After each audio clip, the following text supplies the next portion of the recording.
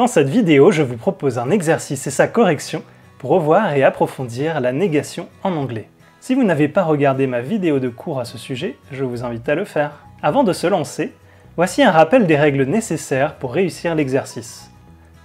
La négation se construit avec un sujet, suivi d'un auxiliaire, de notes, puis d'un verbe et d'un complément éventuel. Le problème sera souvent de savoir quel auxiliaire utiliser. Lorsque l'on débute, on passe souvent par une phrase affirmative pour ensuite en faire une phrase négative. Dans ce cas, il suffit de réutiliser l'auxiliaire de la phrase affirmative. Si la phrase affirmative n'a pas d'auxiliaire, on ajoutera toujours l'auxiliaire do. Attention, on se rappelle que c'est l'auxiliaire qui se conjugue et plus le verbe. Enfin, il y a une exception, avec be.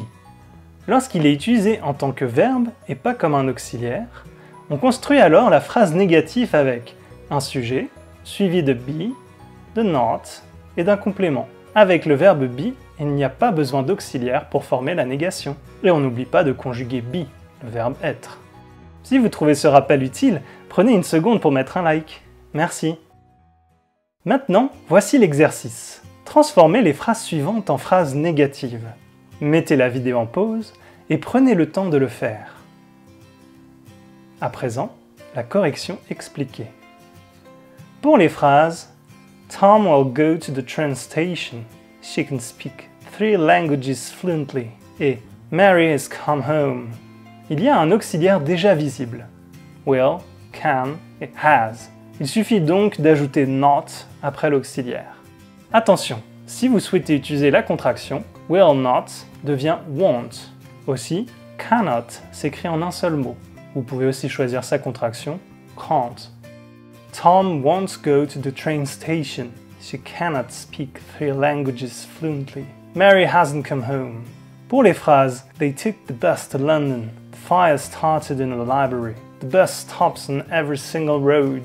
Il n'y a pas d'auxiliaire visible. On doit ajouter l'auxiliaire do et on le place avant le verbe.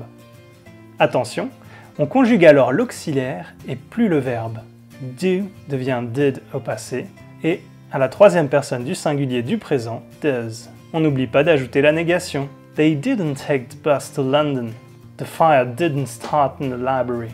The bus doesn't stop on every single road. Pour les phrases The executives are happy about the new website et The school was open last week, le verbe principal est be. Qu'il soit au passé ou au présent, il suffit d'ajouter not pour faire la négation. The executives are not happy about the new website. The school wasn't open last week. Pour résumer, voici une proposition de l'ensemble des phrases corrigées.